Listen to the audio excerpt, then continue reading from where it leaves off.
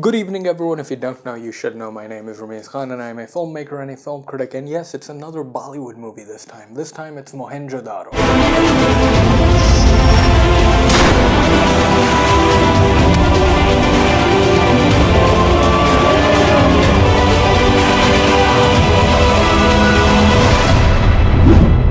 Mohenjo Daro is a film directed by my favorite Indian filmmaker of all time, Ashutosh Gowariker. This guy is the David Lean of India. He makes epic films. My favorite film of all time from India was Lagan, which is a 4-hour-long film, and it never gets boring at all. And here he is again, making a period piece based around a city, a civilization called Mohenjo Daro, and boy is it a misfire of a film. Now this is very important to understand that this is an above average film if you take away the name of the director. It is, however, a very weak Ashutosh Gowariker film. I do not expect to see some of the laziness and some of the weak character stuff in a film of his, which carries his name. It's like seeing The Dark Knight Rises by Christopher Nolan.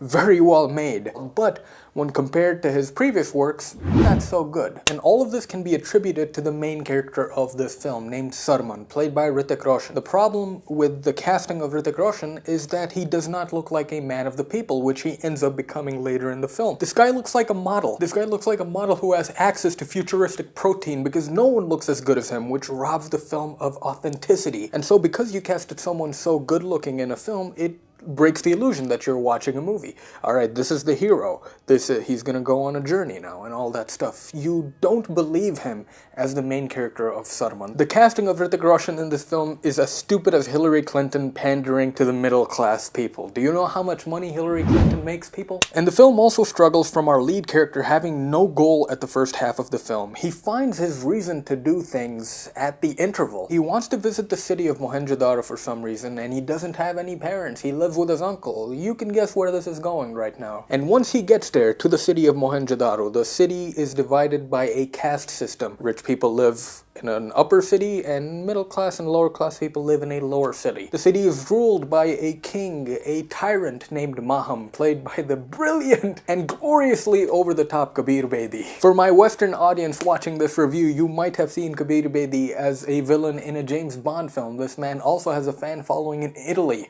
for some reason. And this guy was born to play a villain. Look at his face and then listen to his voice. It sinks in. Yeah, this guy's evil. And they do the right stuff when they shoot him. They shoot him in appropriate low angles, and they give him tons of close-ups to show off his massive ego. Problem here, again, is the filmmakers failing to bounce on something so special. That you have a great villain who's played by a great actor who gets a ton of screen time in the film. What do? They rob him of all of his badassness by giving him a stupid helmet to wear throughout most of the film. Now the actors are doing a fine job in the film because of their experience. I wish I could say the same for the actresses, especially the main actress, who is played by a newcomer called Pooja Hegde. She does nothing in the film apart from looking pretty, and she ruins a big chunk of the movie, as obviously a movie is incomplete without a romance. And I'm getting really sick and tired of Hollywood and Bollywood stereotyping romance. It's so cliched in this film, and you've seen this in every other film. Hrithik Roshan literally just stops whatever he's doing and just starts staring at the woman. And of course the woman finds this cute, and she doesn't find this creepy at all. It's shallow and it lacks depth, and there's no reason for these characters to be in love with each other apart from their good looks and the script telling them to be in love with each other. I've been in love twice, and I guarantee anyone else who's been in love will refute it being that simple and that corny and that easy. There is goodness in this film, however. The final action sequence isn't a fight scene, it's more of a rescue, and I like that it focused on Saruman's brain and not his brawn. And it's visually pleasing to look at how they plan the rescue and how the rescue takes place. It reminded me of the Kevin Costner film Waterworld, where there was so much detail given to how all the machinery worked. It was very similar to that. Another great thing of this film is a shot in this film. In the very beginning, we see Hrithik Roshan hunting a crocodile, and they're speaking this ancient language, the language they would speak in that time. But obviously this is a Bollywood film, and the biggest language they speak there is Hindi. But the transition of the change of the language is really cool. They have a chief in the village just speaking in the language, in the native language, and the camera crash zooms onto his mouth. And all of a sudden, he starts speaking Hindi. It was really cool, and it was kind of smart how they did it. And it's a neat way of telling the audience, listen, we would have done this the authentic way, but this is a Hindi film, and if we did it the authentic way, none of you would watch it. And it's true. It goes to show how much Ashutosh Gowariker researched the film, but sadly, cliched and uneven character work